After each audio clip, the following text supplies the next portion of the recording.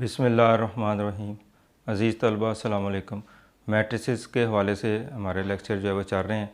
तो आज हम इसकी टाइप्स में से दो टाइप्स जो है वो डिस्कस करेंगे, नल और ज़ीरो मैट्रिक्स और इक्वल मैट्रिक्स जो है वो क्या होते हैं।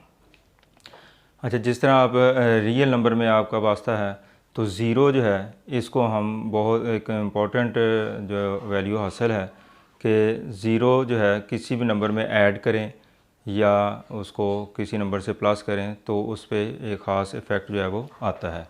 तो इसी हवाले से ज़ीरो के अल्टरनेटिव जो मैट्रिसेस में नंबर है, ज़ीरो को हम एडिटिव आइडेंटिटी भी कहते हैं, यानी इसको किसी भी नंबर से हम अगर उसमें ऐड कर दें तो उस नंबर पे कोई इफ़ेक्ट नहीं होता।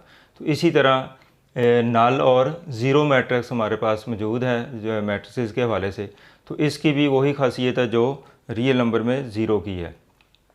ए matrix having all its elements equal to zero, बहुत ही सिंपल डेफिनेशन है इसकी, और इसकी नाम से ही एक्सप्लेन हो जाता है कि ये मैट्रिक्स किस किस्म का होगा। कि ऐसा मैट्रिक्स जिसमें तमाम एंट्रीज़ जो है वो ज़ीरो हों तो उसको हम नल मैट्रिक्स कहेंगे या ज़ीरो मैट्रिक्स का नाम देंगे।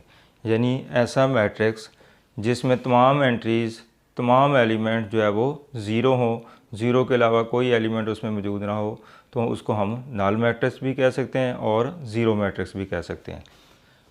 तो जो नल मैट्रिक्स है इसको बेसिकली कैपिटल ओ से जो है वो डिनोट करते हैं। ये भी ध्यान में रखें कि नल मैट्रिक्स को आमतौर पर कैपिटल ओ जो है इससे ज़ाहिर किया जाएगा। अब इसकी दूसरी डेफिनेशन, इसको इस तरह भी हम एक्सप्लेन कर सकते हैं। फॉर एग्ज़ाम्पल ए हमारे पास मैट्रिक्स है और इसके element A I J is a null matrix if A I J is equal to zero for all I and J. अब इससे क्या मुराद है कि ए आई जे, फ़र्ज़ करो हम आई और जे को कोई वैल्यू दे देते हैं। अब ए जो है आई की वैल्यू 1 और जे की वैल्यू 1, यानी किसी भी मैट्रिक्स का फर्स्ट रो और फर्स्ट कॉलम का जो एलिमेंट है वो ज़ीरो हो। जैसे फॉर एग्ज़ाम्पल ये ले लें हम, फर्स्ट रो है और फर्स्ट ही कॉलम है, तो इसका एलिमेंट को किससे शो करेंगे हम, A11। तो तमाम आई और जे जो है उसके लिए ये एलिमेंट्स जो है वो क्या होगा, ज़ीरो के इक्वल होगा। तो ये ज़ीरो। इसी तरह अब आई की वैल्यू हम पुट करें 1 और जे की वैल्यू 2, तो ये एलिमेंट बनता है और इसकी लोकेशन कहाँ भी होगी, यानी फ़र्स्ट रो और सेकंड कॉलम। तो फर्स्ट रो सेकंड कॉलम यानी इसकी बात की जा रही है, तो ये भी ज़ीरो होना चाहिए। यानी तमाम A I J is equal to should be zero, यानी तमाम ये ज़ीरो होने चाहिए, यानी किसी भी आई की वैल्यू के लिए और किसी भी जे की वैल्यू के लिए।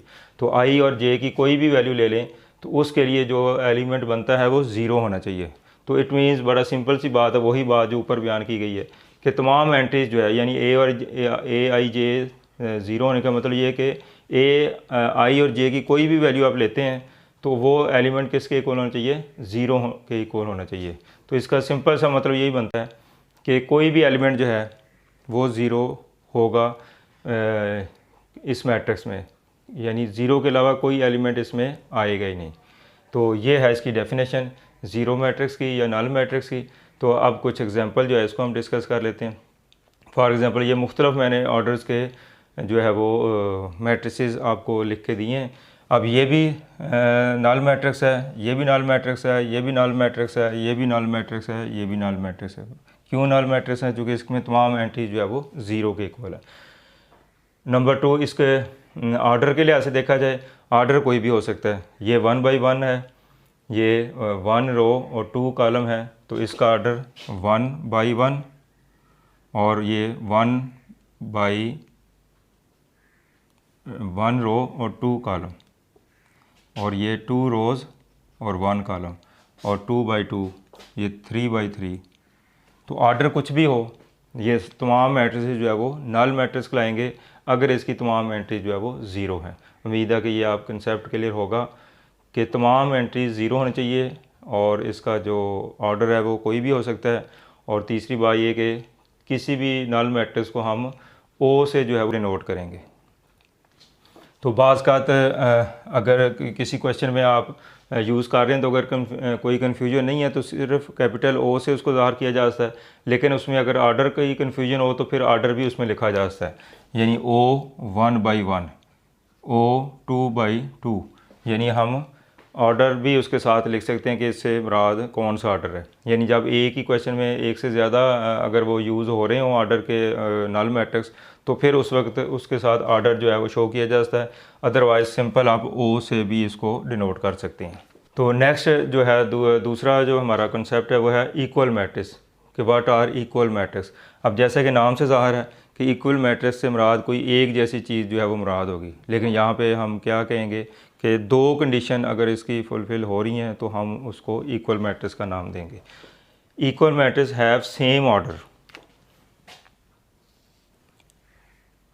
और एंड इक्वल कॉरस्पॉन्डिंग एलिमेंट, यानी दो बातें हैं, अगर ये दो बातें फुलफ़िल हो रही हों, इक्वल मैट्रिक्स में हमेशा दो मैट्रिक्स जो है उसका जिक्र आएगा कि दो मैट्रिक्स की इक्वलिटी हम उसको डिफ़ाइन कर रहे हैं कि उनके ऑर्डर सेम होने चाहिए और उनके कॉरस्पॉन्डिंग एलिमेंट जो है वो सेम होने चाहिए। अब ऑर्डर जो है वो ऑलरेडी हम इसको डिस्कस कर चुके हैं, तो आपकी याददाश्त के लिए मैंने यहाँ पे दोबारा से एक्सप्लेन इसको किया हुआ है कि ऑर्डर ऑफ ए मैट्रिक्स, तो पिछले लेक्चर में हमने इसको डिटेल से पढ़ा हुआ है। अगर आपने वो वीडियो नहीं देखी तो काइंडली आप उस वीडियो को दोबारा देख लें, तो आपको ये कंसेप्ट जो है वो अच्छी तरीके से समझ आ जाएगा। If a matrix has m rows and n columns, यानी कोई भी मैट्रिक्स जिसमें m rows, number of rows जो है वो m हो और नंबर ऑफ़ कॉलम जो है वो n हो, यानी m और n कोई भी रियल नंबर जो है वो 1 2 3 4 इस तरीके से वो हो सकता है। फिर उसका ऑर्डर क्या होगा, m/n, यानी रोज़ फर्स्ट और कॉलम बाद में लिखे जाते हैं। तो ये ऑर्डर को डिफ़ाइन किया गया कि रोज़ और कॉलम शो, असल में ऑर्डर जो हमें बताता है कि किसी मैट्रिक्स में कितनी रोज़ और कितने कॉलम है, तो रोज़ को पहले लिखा जाता है और कॉलम को बाद में लिखा जाता है। तो ऑर्डर जो है वो सेम होने चाहिए, यानी इसका मतलब कि दोनों मैट्रिसेस में जिनको हम इक्वल के लिए चेक कर रहे हैं उनके ऑर्डर सेम होने चाहिए, पहली बात। नंबर 2, उनके कॉरस्पॉन्डिंग एलिमेंट जो है वो सेम होने चाहिए। अब कॉरस्पॉन्डिंग एलिमेंट से क्या मुराद है कि आप फ़र्ज़ किया, यहाँ पे एग्जांपल ही हम ले लेते हैं कि अब ये जो फर्स्ट रो और फर्स्ट कॉलम का एलिमेंट है और इधर से भी हमने फर्स्ट रो और फर्स्ट कॉलम का जो एलिमेंट है, यानी ये एलिमेंट क्या कहलाएगा, ये कॉरस्पॉन्डिंग एलिमेंट है।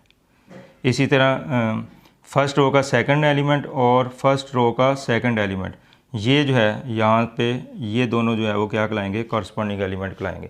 इसी तरह इसके कॉरस्पॉन्डिंग एलिमेंट ये है और इसके कॉरस्पॉन्डिंग एलिमेंट ये है। तो कॉरस्पॉन्डिंग की समझ आ गई।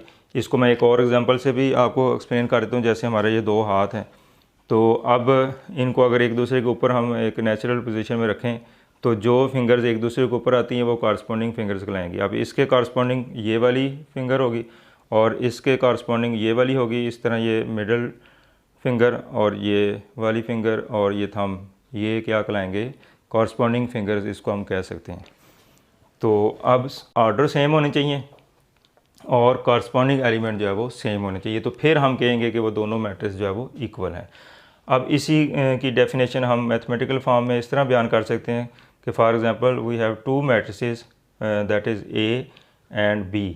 तो इसका ऑर्डर जो है वो m/n है, यानी m रोज़ और n कॉलम। और दूसरा एक मैट्रिक्स है b/j इसके एलिमेंट्स हैं और इसमें यानी i और j की मुख्तलिफ वैल्यूज़ आप इसमें देते जाएं और ये एक मैट्रिक्स जो है वो जनरेट हो जाएगा। तो p और q, p इसमें रोज़ हैं और q जो है वो इसका कॉलम्स है। तो ऑर्डर इसका भी दिया है, ऑर्डर इसका भी दिया गया। Are said to be equal if and only if, इसको क्या पढ़ेंगे, इफ़ एंड ओनली इफ़। इसको मैं एक्सप्लेन करता हूँ बाद में कि इसका क्या मीनिंग है। तो अब दो मैट्रिसेस ए और बी इक्वल कब होंगे, जब ये दो कंडीशन जो है वो फुलफ़िल होंगी। Number 1, m=p। अब m क्या है, फर्स्ट का जो मैट्रिक्स है उसकी रोज़ है और p क्या है, जो दूसरा मैट्रिक्स है उसकी रोज़ है। इसका मतलब इसकी रोज़ और इसकी रोज़ इक्वल होनी चाहिए। जैसे आपको बताया था ऑर्डर सेम होने का क्या मतलब कि दोनों की रोज़ इक्वल हो। तो अब इसका मतलब कि m और p जो है वो इक्वल होना चाहिए। तो पहली कंडीशन ये है कि ये रोज़ पहले की है और ये रोज़ दूसरे की है और n कॉलम है और q जो है वो कॉलम है। तो दोनों मैट्रिक्स के रोज़ इक्वल हों और दोनों मैट्रिक्स के कॉलम इक्वल हों, यानी नंबर ऑफ़ रोज़ और नंबर ऑफ़ कॉलम जो है वो इक्वल हो, और इसका मतलब ये है कि उसके ऑर्डर सेम हो। यानी यही बात जो मैंने ऊपर लिखी है उसको हमने इस तरह मैथमेटिकल फॉर्म में जो है वो लिखा है कि ऑर्डर सेम का मतलब ये चीज़ बनती है। उसके बाद कॉरस्पॉन्डिंग एलिमेंट सेम होने चाहिए। अब मैथमेटिकली हम इसको कैसे लिख सकते हैं कि इसकी तमाम एंट्रीज़ और इसकी तमाम एंट्रीज़ जो है वो इक्वल होनी चाहिए। किस तरह लिहाज से A I J is equal to B I J. अब आई और जे की सेम वैल्यू इधर भी लेनी है और सेम वैल्यू इधर भी लेनी है। फॉर एग्ज़ाम्पल ये जो चीज़ लिखी है A I J is equal to B I J. अब आई की जो वैल्यू आपने इधर लेनी है वही इधर लेनी है। फर्क आप 2 ले लेते हैं और इधर भी आई की वैल्यू 2 लेते हैं, और जे की वैल्यू फ़र्ज़ करिए 1 लिया और इधर भी जे की वैल्यू जो है वो 1 लिया। इसका मतलब A21 कि दूसरी रो और पहला कॉलम, दूसरी रो और पहला कॉलम, तो इस एलिमेंट की बात की गई है इस हवाले से। और इधर दूसरी रो और फर्स्ट कॉलम, इसी तरह जो दूसरा मैट्रिक्स है उसमें दूसरी रो और फर्स्ट कॉलम ये, तो ये इक्वल होने चाहिए। अब इसका क्या मतलब बनता है कि ये दोनों नंबर इक्वल होने चाहिए। इस तरह आप डिफरेंट वैल्यूज़ के लिए आई और जे की कोई भी वैल्यू लें तो जो एलिमेंट है वो सेम निकलें, तो फिर हम कहेंगे कॉरस्पॉन्डिंग एलिमेंट जो है वो सेम है। और सिंपल वे में आप इसको कह लें कि जैसे ये इसके कॉरस्पॉन्डिंग एलिमेंट ये है तो ये सेम होना चाहिए। इसके कॉरस्पॉन्डिंग एलिमेंट ये है, 5 - 2 को अगर सिंपलीफाई करें ये भी 3 आता है तो ये भी 3 है, तो ये कॉरस्पॉन्डिंग एलिमेंट सेम है। इस तरह 2 का कॉरस्पॉन्डिंग एलिमेंट इधर भी 2 है, वो भी सेम है। और 4 और 16 का अगर स्क्वायर रूट लेते हैं तो वो भी 4 आएगा। तो इस हवाले से हम कह सकते हैं कि इनके कॉरस्पॉन्डिंग एलिमेंट भी सेम है। अब 2 एग्जांपल मैंने दिए, अब देखो इसका ऑर्डर भी 2/2 है, इसका ऑर्डर भी 2/2 है, यानी नंबर ऑफ़ रोज़ 2 हैं, इसमें भी नंबर ऑफ़ रोज़ 2 हैं, कॉलम 2 हैं, कॉलम 2 हैं, तो ऑर्डर सेम है इनके, नंबर 2, इनके जो कॉरस्पॉन्डिंग एलिमेंट सेम है, इसका मतलब ये दो जो मैट्रिक्स है ये इक्वल हैं। इसी तरह ये मैट्रिक्स 2 लिखें, इसका देखें इसकी number of rows 1, number of rows 1, number of column 2 और नंबर ऑफ़ कॉलम 2, तो इसमें भी रोज़ और कॉलम इक्वल है। इसका मतलब कि पहली कंडीशन भी पूरी हो रही है, इसमें इक्वल मैट्रिक्स हैं, सॉरी ये ऑर्डर इक्वल है, और इनके कॉरस्पॉन्डिंग एलिमेंट सेम है। इसके कॉरस्पॉन्डिंग एलिमेंट ये है, वो भी -3 है, ये भी -3 है, और 2 और ये भी 2, तो ये कॉरस्पॉन्डिंग एलिमेंट भी सेम है इसमें, और इसके क्या कहते हैं जो ऑर्डर है वो भी सेम है। इसमें मीन्स कि ये दोनों मैट्रिक्स जो है वो इक्वल हैं। तो अगर दो मैट्रिक्स इक्वल हों तो फिर हम इसको डिनोट कैसे करेंगे, A is equal to B, फिर इस तरीके से हम इसको लिखेंगे इक्वल मैट्रिक्स को, A is equal to B। तो ये था हमारा इक्वल मैट्रिक्स। अब इसको थोड़ा सा मैं समराइज़ कर दूं कि नल मैट्रिक्स क्या होता है, जिसमें तमाम एंट्रीज जो है वो ज़ीरो हों और इसको O से डिनोट किया जाता है। उसके बाद हमने पढ़ा इक्वल मैट्रिक्स।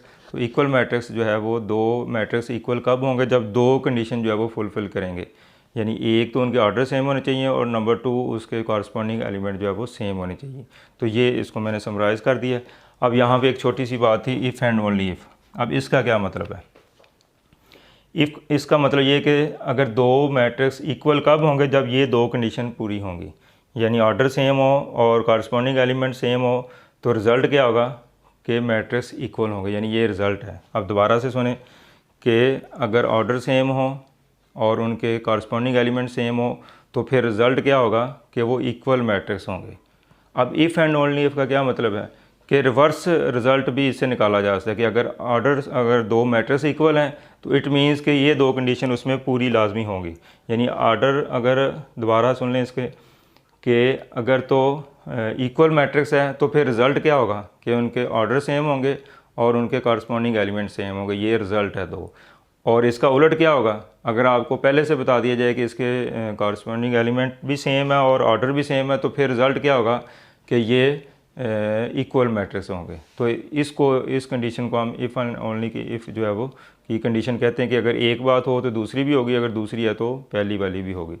तो इक्वल मैट्रिक्स हों तो दो कंडीशन पूरी होंगी, अगर वो दो कंडीशन जो आपको बताई गई नीचे तो वो पूरी हों तो वो इक्वल मैट्रिक्स होंगे। तो ये इफ़ एंड ओनली इफ़ की कंडीशन ये है। तो बाद सूरतों में हम इक्वल मैट्रिक्स से ये दो रिज़ल्ट को यूटिलाइज़ करेंगे किसी क्वेश्चन में, और बाज़ का हम इन दो रिज़ल्ट की बेस पे उसको इक्वल कहेंगे। तो ये दोनों तरह से यूज़ होता है, तो इसलिए इसको इफ़ एंड ओनली भी इफ़ जो है उसकी कंडीशन कहा जाता है। तो उम्मीद है कि आज का लेक्चर आप समझ पाए होंगे। तो अगर आप चाहते हैं कि मेरा तमाम लेक्चर आपको ख़ुद से वसूल हो सकें तो इसको चैनल को सब्सक्राइब भी करें और बेल आइकन को भी क्लिक कर दें ताकि हर आने वाला जो नया लेक्चर है, नई वीडियो है, वो आपको खुद से उसका नोटिफिकेशन जो है वो वसूल हो सके। मज़ीद दोस्तों को भी शेयर करें ताकि वो भी इससे मुस्तफ़ीद हो सकें। आपको बहुत शुक्रिया। अल्लाह हाफ़िज़।